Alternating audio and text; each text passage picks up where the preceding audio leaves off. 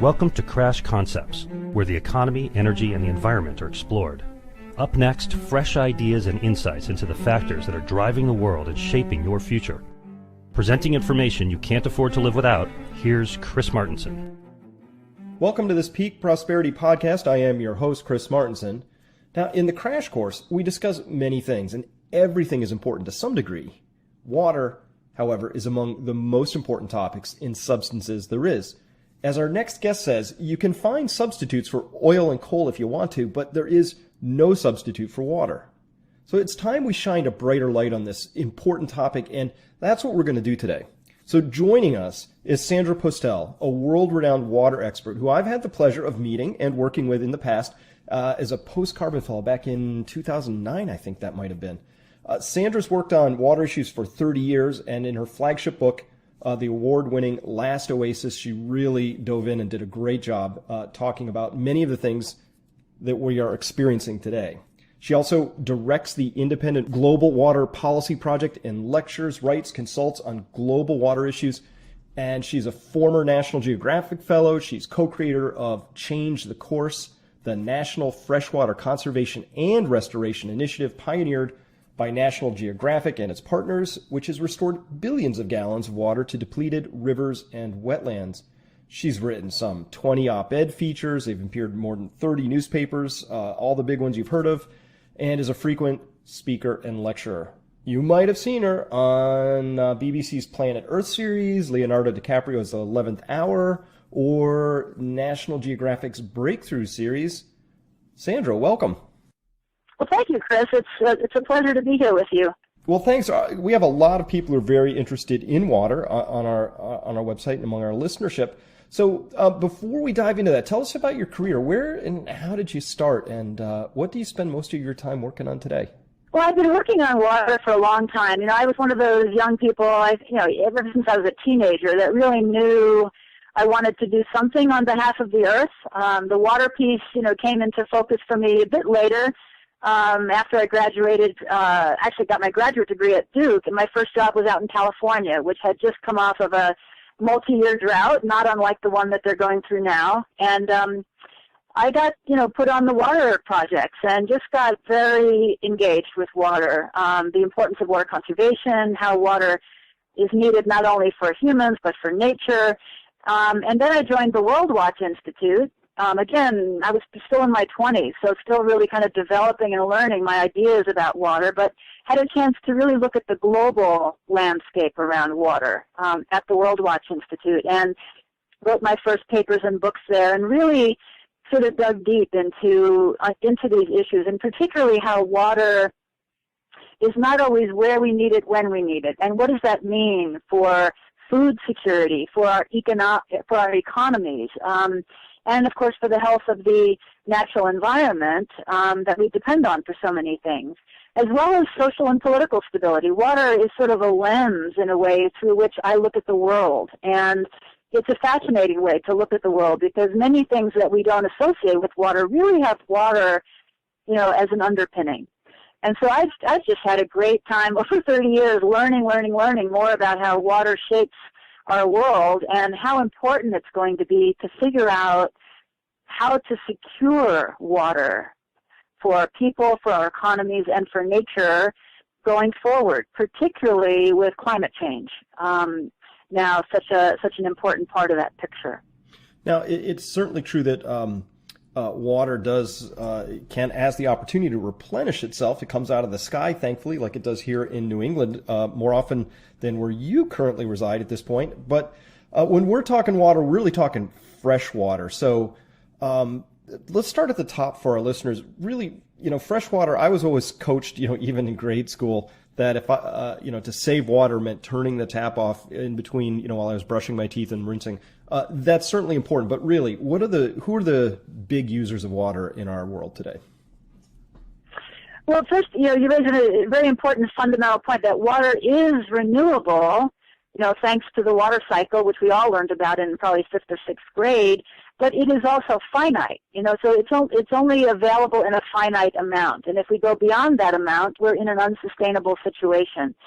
And so when we look at our water use, Yes, it's good, I think, for consciousness raising to turn off the tap when we brush our teeth. But really the big users of water are farmers, because growing crops is a very water-intensive enterprise. Even if it's done efficiently, it is a water-intensive enterprise. You know, crops just have to transpire a lot of water to cool themselves down and to grow. You know, it's a fundamental process for plant growth. And so that water is transpired back to the atmosphere, and you can't capture that and reuse it. It may condense and fall again as rain, but if we look at the areas of the world that are now experiencing water depletion of rivers, depletion of groundwater, they're usually areas that have a lot of irrigated agriculture going on, because it takes so much water to grow our food, to produce our cotton, for example. It can take, you know, more than 600 gallons of water just to make a simple cotton shirt.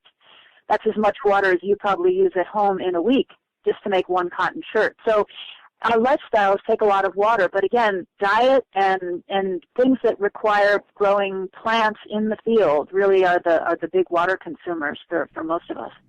And what about thermoelectric power plants? I know they draw a lot of water. Are they actually using that? Yes, thermoelectric power is a very big user of water.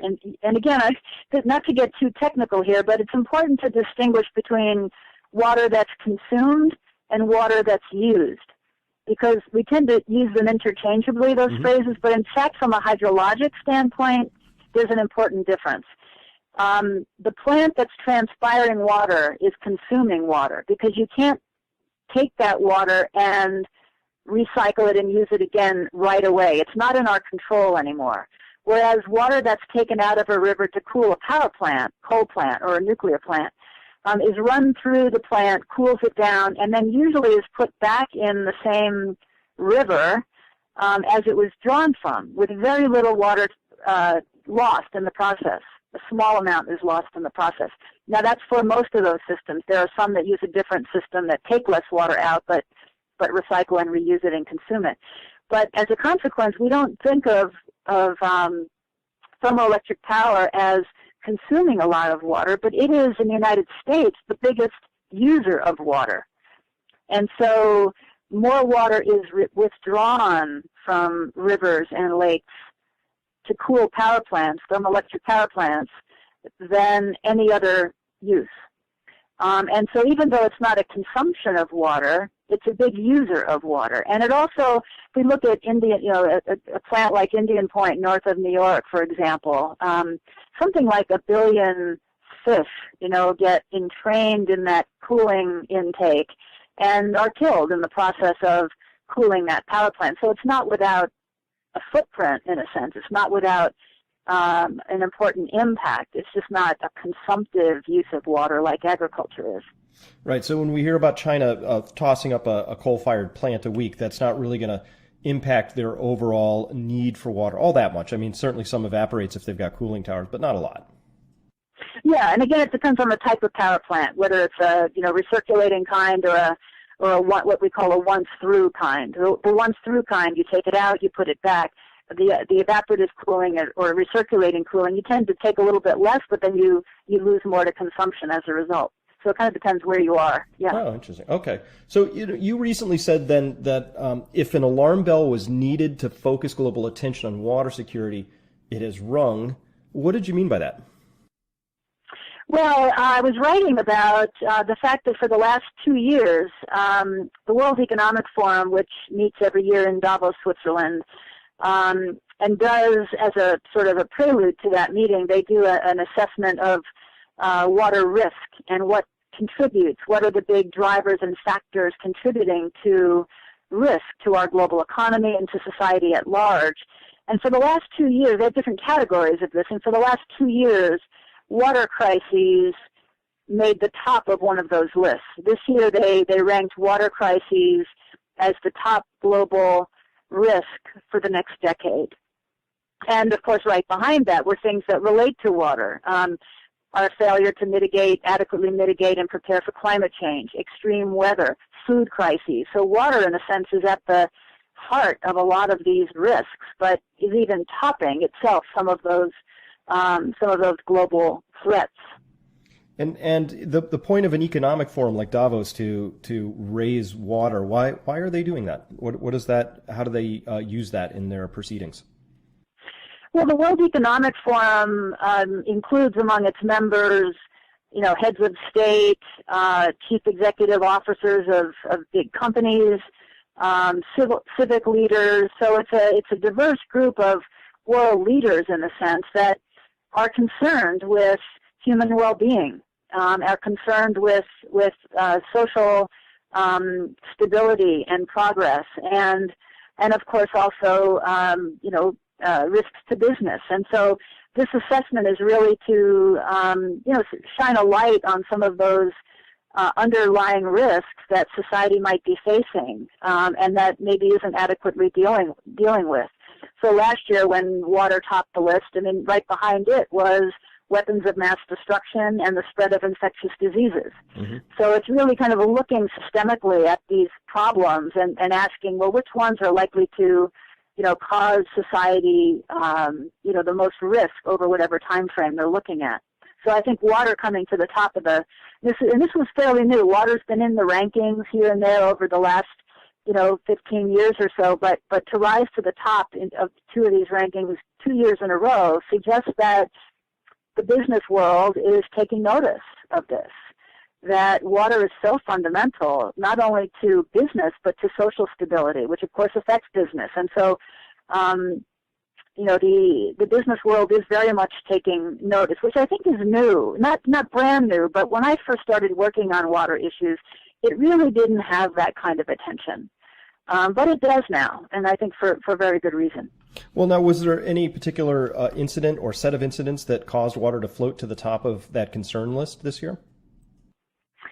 Well, I think I think it's the number of areas that are experiencing water problems. And of course the continued problem from a human perspective that more than 800 million people still lack safe drinking water. Something that everybody listening to this podcast takes for granted every day, that we can turn on a tap and have water that's safe and clean to drink. And so the fact that more than 800 million people don't have this is still a major problem, major source of disease, particularly among kids under 5 years old. So this is still a big development challenge that we have yet to meet. We've been making progress, but it's still not there.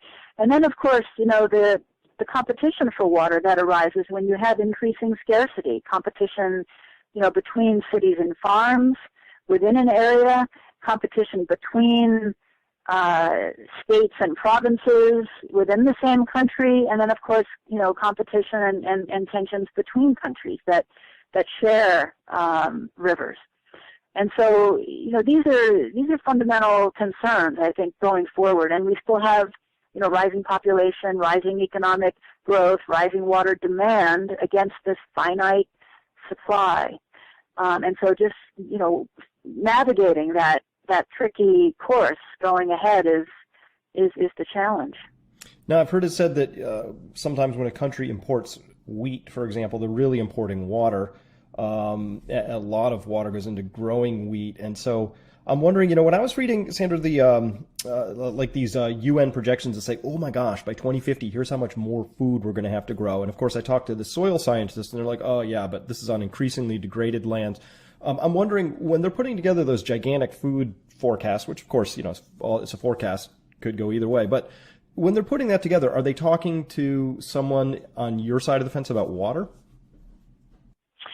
Well, hopefully they are. I've written a lot about water and agriculture, and hopefully that's been factored into some of these assessments. I'm sure at this point it is, because water again has risen on into the sphere of concern in a way that it just wasn't 20 years ago. But we need good soil, we need good water, and you need good seeds to grow crops, and you need sunshine. So making sure those basic ingredients are available is a key thing.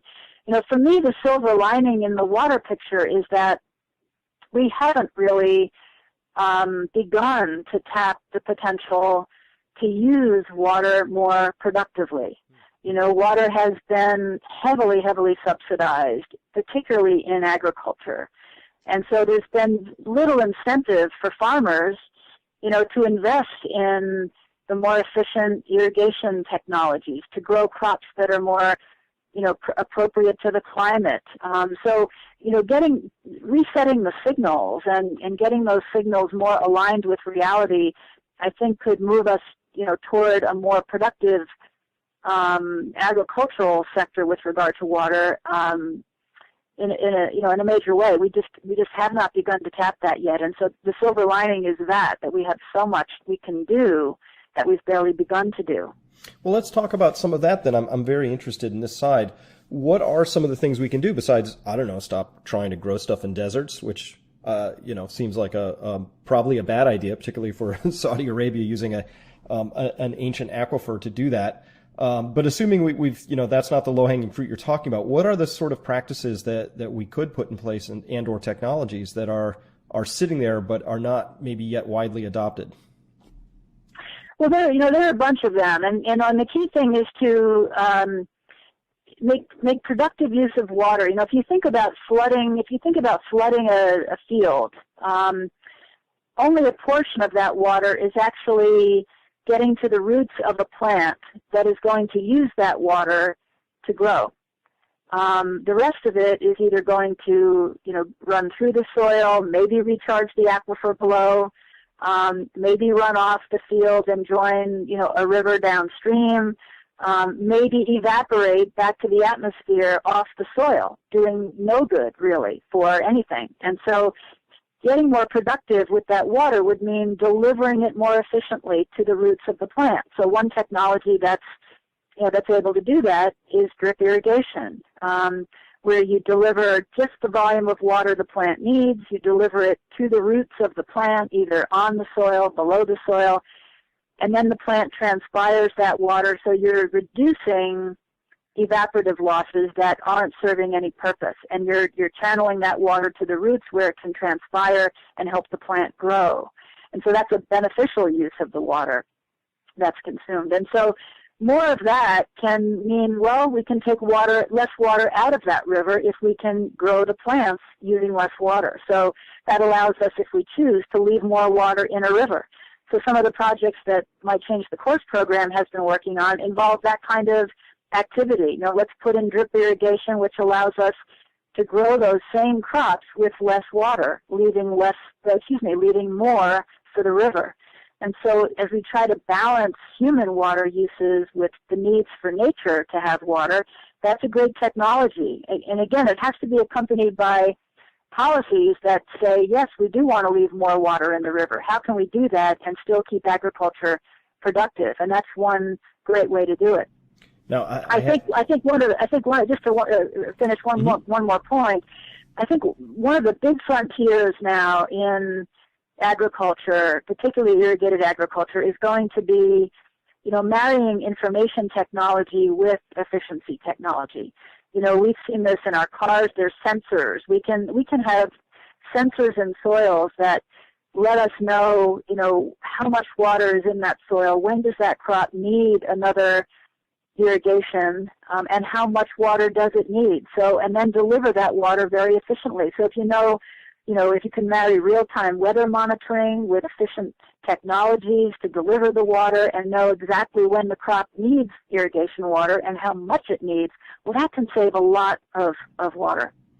Now, what I was going to say back there is, I totally agree, because I have a pretty big veggie garden, and I've got drip irrigation in it, which I put in, I guess, 4 years ago now, and I've been gardening 30 years. I wish I'd put it in 30 years prior. It's the most amazing technology as far as I'm concerned, because of how it delivers the water and how it moisture gets into the soil, and how it really does. It's literally a superior way. The only thing that could improve on it would be Mother Nature, giving us a nice long slow drizzle. But otherwise, it's just wonderful.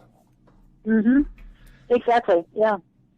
So let me talk. We mentioned before, though, there was, that water is fundamentally replaceable, but in some respects, it kind of isn't a renewable resource, as you know. So I want to just talk quickly about aquifers and glaciers as well, I guess, although maybe they can recharge themselves under right circumstances. But the aquifers that I wrote about a number of years ago in the crash course, many of them seem to recharge really slowly. And I guess that really came into the fore in California, in the United States, at least for the U.S. audience. With the subsidence of the land there and the drawing down of those water tables, I thought that really shone a pretty bright spotlight on things. Do you think is that really is this monster El Nino going to help get us out of that trouble? But B, even if it does, do you think did people's attitudes change as a consequence of that last drought? Well, the drought continues, of course, in California. They're definitely not out of the woods yet. And groundwater is such an important water asset, if you will, to consider. I mean, it's literally an out of sight, out of mind, problem in a way. And we have been over-pumping groundwater in so many parts of the world that, if you work numbers, the estimates would be that something like 10% of our food supply today depends on the overpumping of groundwater, which is kind of like a bubble in the food economy, that we're propping up our food supply with this unsustainable use of water. It's a debt. It's a water debt, to be overpumping an aquifer. And we're doing that in the North China Plain in China, in Northwest India, the breadbasket of India, in California, in the high plains of the United States, and other parts of the world. And so it's a serious problem, and gets worse in times of drought, as you point out, Chris, that we've just seen in California, where when the surface supplies dry up, when the reservoirs shrink, the rivers don't flow as much, farmers have their allocations of water cut. Well, what do? They sink deeper wells, and they pump up more groundwater. We've seen this in Texas during droughts. We're seeing it in California. And so the depletion rates of groundwater have increased significantly, not only in California, but also in the whole Colorado River Basin, which has been in drought for the last 14 years. This year is looking better. But there's been a tremendous amount of groundwater depletion, both in California and the Colorado River Basin. And so, you can literally see a reservoir shrink before your eyes. We've seen the famous bathtub ring around Lake Mead in the Colorado. It's down, down, down. We don't see it happening when it happens underground, but it's just as important, and in some cases more serious, because we tend to look to groundwater exactly during those times of drought. And if we don't replenish that groundwater, it's not there when we need it. And it has to be replenished. And typically you have this balance of drawing it down in dry years, replenishing it during wet years, but there's been so much more depletion occurring, and depletion even in normal years, so-called normal years, that we're losing that important reserve of water in some of the most important food-producing regions. Now, if in many respects, this feels like a population story, of course, because more people are going to use more water for personal, residential uses. Also, they're going to eat more food, all of that. To what extent would you say that this is actually a population issue, or versus how much can we pin on just, let's say, substandard practices that definitely could be improved?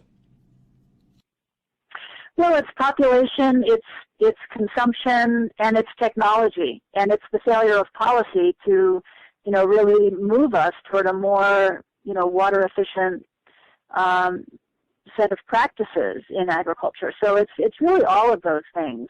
The fact that we're growing, with water in California, water in the Colorado River Basin, where water is fairly, precious. We're growing some very low-value crops, and using a lot of water to do that, and often doing it inefficiently. A lot of water is used to grow hay and alfalfa.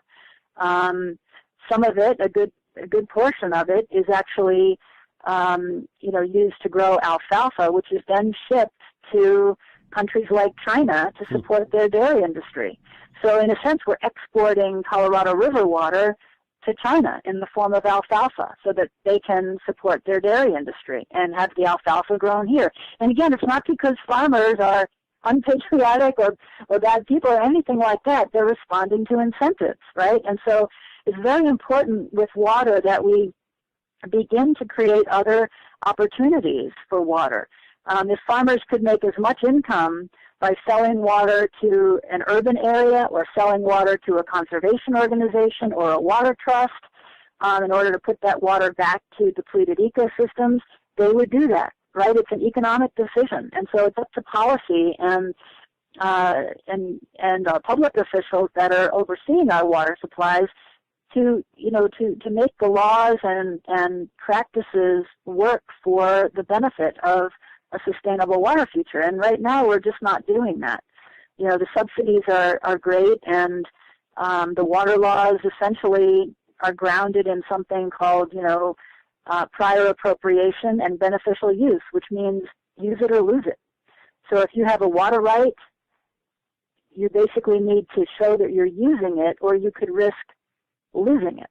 And so there's a disincentive, actually, to use water efficiently in much of the West. State laws are beginning to change that and open it up.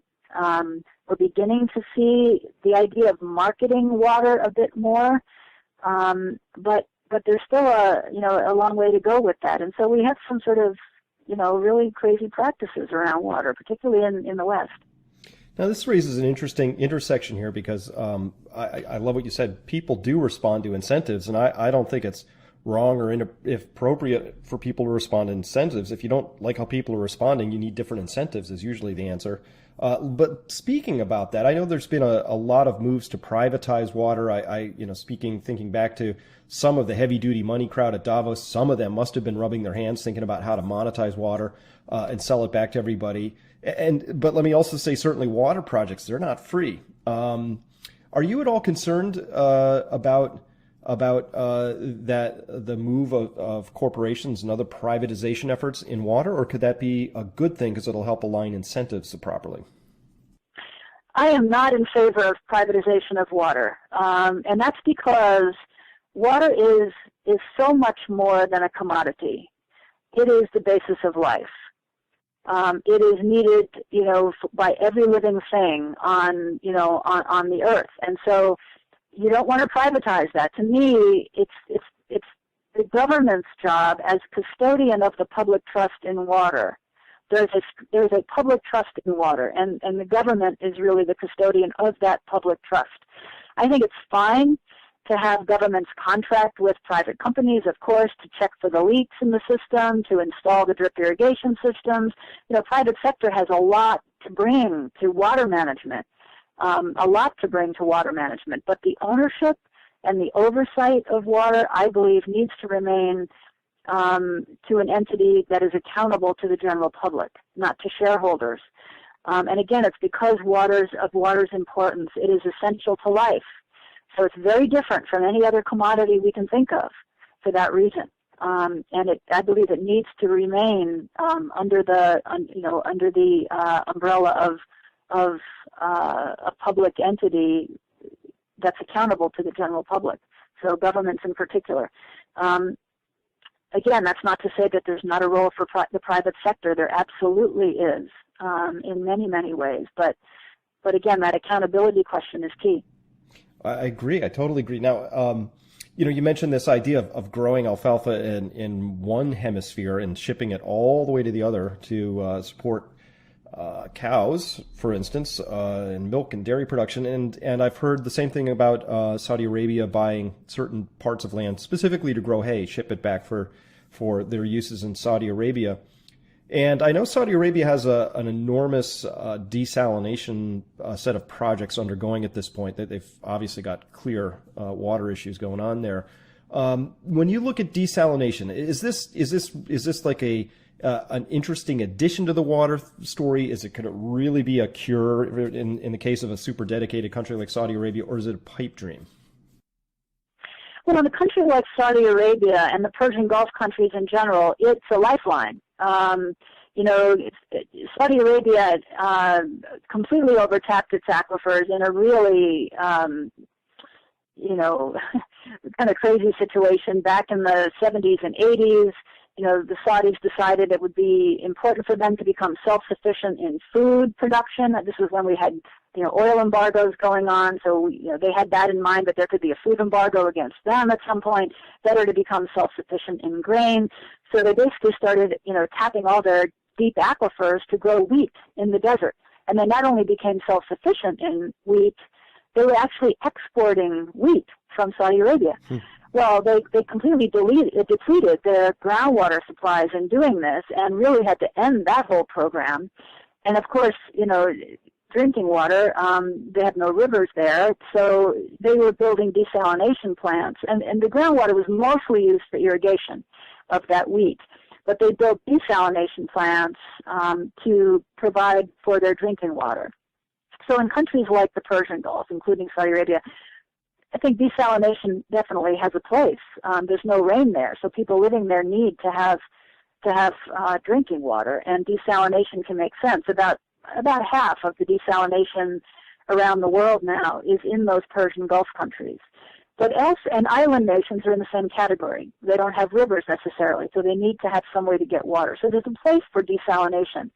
But what I see now is that there's this move toward, every time there's drought, when there's water shortages predicted, cities are beginning to think desalination is the way to go. And to me, it is not an elegant solution at all. It's expensive, it's very energy intensive, and it continues the idea that whenever we run short, we should just go out and find a new supply, rather than ask the question, how can we get more efficient with the supply we already have? And conservation, almost universally in these cases, is going to be the least costly, most environmentally sound way of meeting new water needs. But it's not thought of that way. And so we've seen a lot of cities reduce their water use through effective conservation over the last 10, 20, 30 years. So it's proven that this can be done. I mean, right near you, Boston has a great example where the water use in Boston today is back where it was 50 years ago, even though the economy has done very well during that time frame. They've completely avoided the need to build a diversion from the Connecticut River to supply Boston with more water, because conservation was cheaper and it was effective, and they no longer even need to think about that diversion. And so conservation was the way to go, and it cost about half as much as that diversion would have cost. But it took a change in mentality. It took a change in mindset to think about conservation as a new source of supply, just like desalination would be a new source of supply. And so I think that's the key. And again, if you look at the proposals to build desalination plants after the 10-year drought in Australia, what they call their Big Dry, all 5 major cities in Australia, Adelaide, Sydney, Brisbane, Melbourne, Perth, they all built desalination plants. Most of them had never been used, and yet they're there. You have to be paid off. I mean, they're big capital projects. And so, again, it's that mindset. Let's think about how we can use the water we already have more efficiently, more productively, rather than go toward this solution that, again, if you're using coal and oil, a fossil fuel to run that desalination plant, you're contributing to climate change, which is going to increase your risk of drought. It's not a good solution. You're building this desal plant to guard against drought, but in the process of running it, you're increasing the likelihood of more drought. So not an elegant solution, in my mind, to that problem.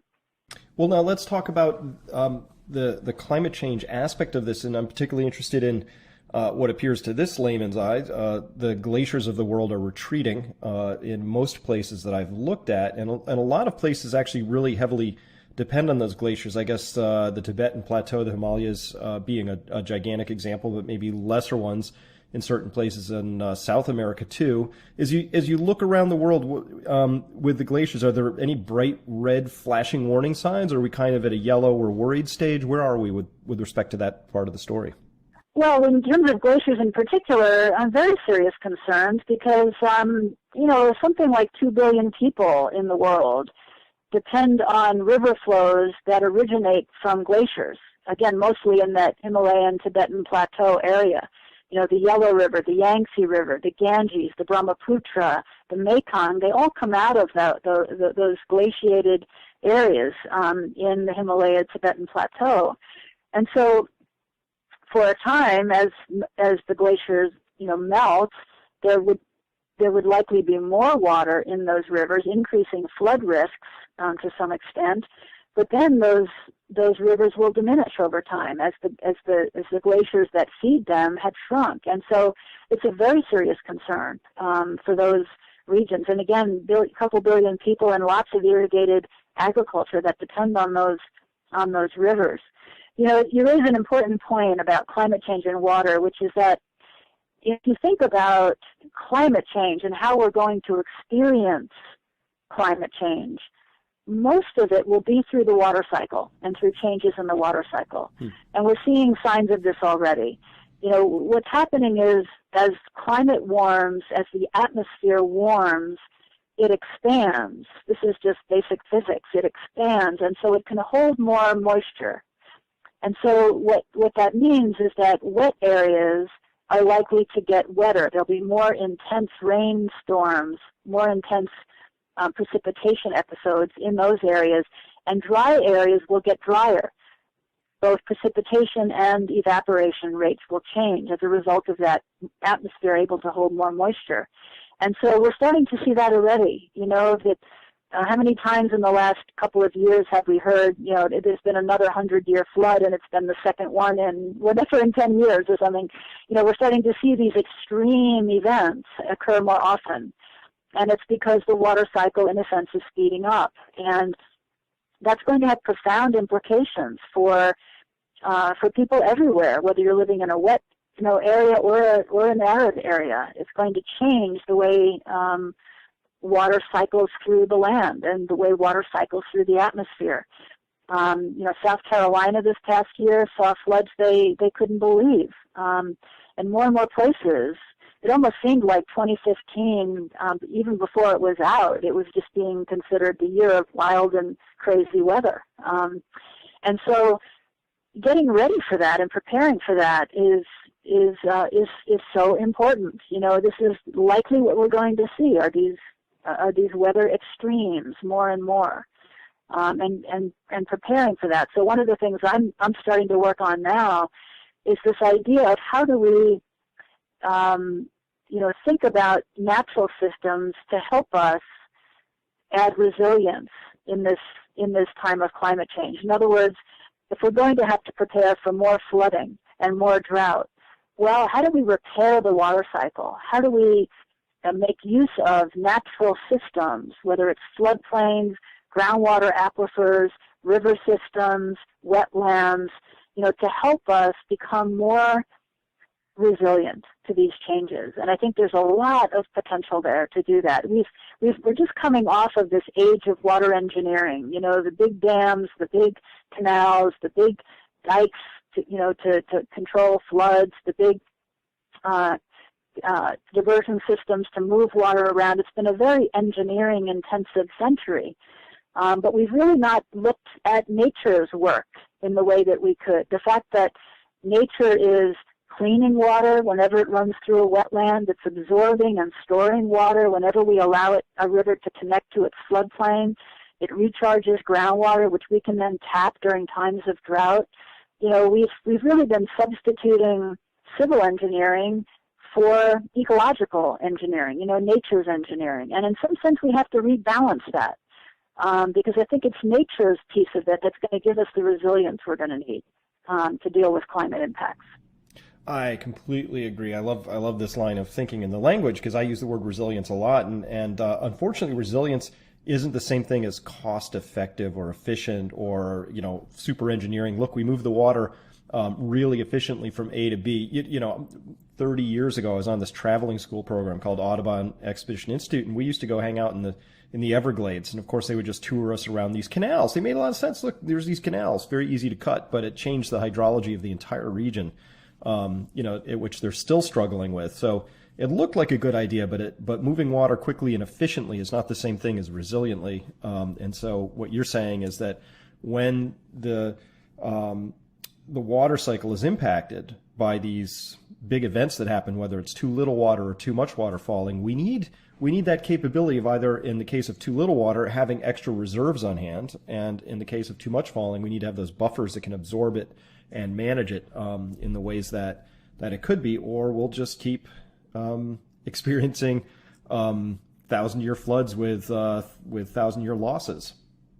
Right, and all of that natural infrastructure, wetlands, floodplains, healthy watersheds, all of that runs on free solar energy.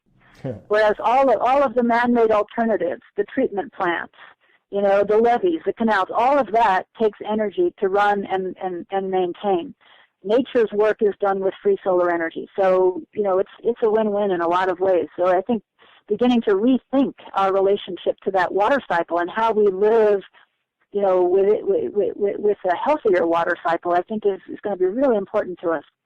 Well, now your front lines on this, and last question, I'm really excited to hear your answer on this. First of all, what's the hardest part about changing people's perceptions about and policies towards water use? Part A. Part B, and how do you go about changing perceptions and beliefs and things like that?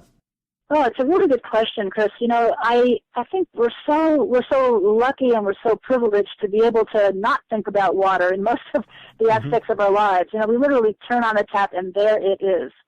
And that hats off to, the water engineers and the treatment plant operators and everyone behind the scenes who makes that possible every minute of every day. It's an extraordinary accomplishment, really, when you think about it.